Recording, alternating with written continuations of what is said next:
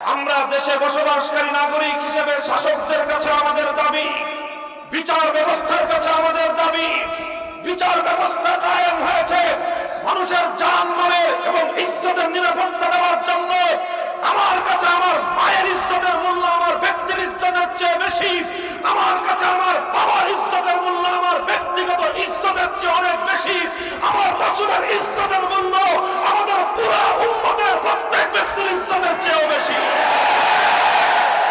সেই কুলাঙ্গারদেরকে যদি আপনারা সামাল দিতে ব্যর্থ হন, যদি তাদেরকে উপযুক্ত বিচার করতে ব্যর্থ হন, তাহলে তাদের ঘাতকদেরকে, তাদেরকে যারা খতম করবে ওদের বিচার করবার কোনো অধিকার আপনাদের নয়।